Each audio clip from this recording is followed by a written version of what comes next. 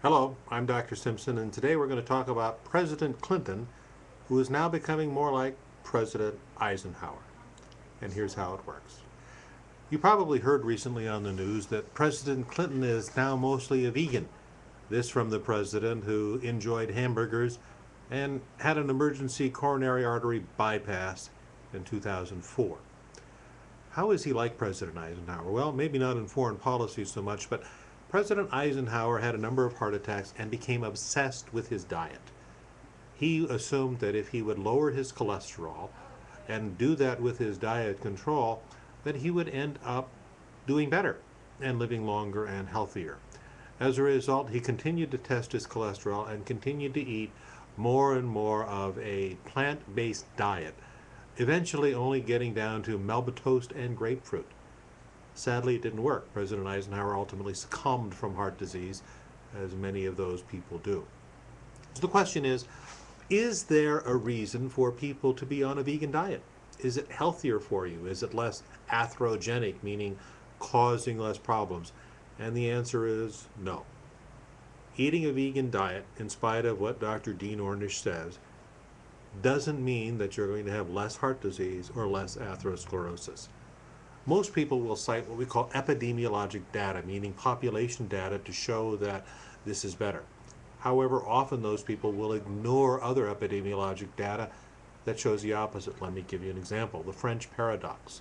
You probably all heard about that, where France, a country where they enjoy lots of cheese and rich foods, has one of the lowest incidences of heart disease in all of Western Europe.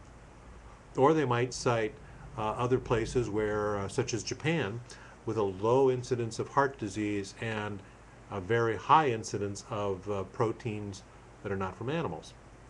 Sadly, they ignore everything, and the real answer is that we know from science an animal-based diet is not any worse for you than a plant-based diet. Let's go to what we know about from the basic science, where we talk about things like low-density lipoproteins, etc. The big problem with low-density lipoproteins, or that cholesterol special level, think of L for lousy, is this. Low-density lipoproteins are vehicles that transport things like triglycerides. Triglycerides, the more you have, the higher your triglyceride level, the more dense those low-density lipoproteins become.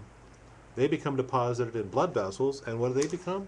Those ultimately become atherogenic plaques, the plaques that cause heart disease and the plaques that cause strokes.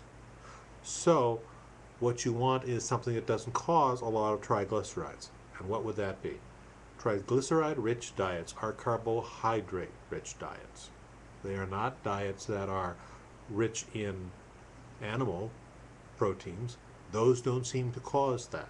Triglyceride-rich are the ones that cause the low-density lipoprotein to be in abundance and causing the atherogenic component of it.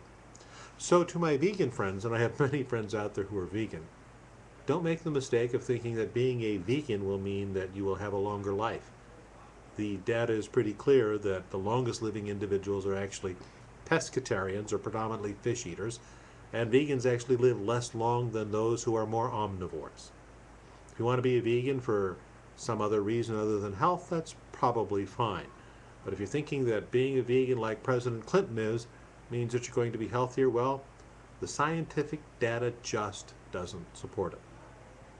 I'm Dr. Terry Simpson. That's your doctor's orders.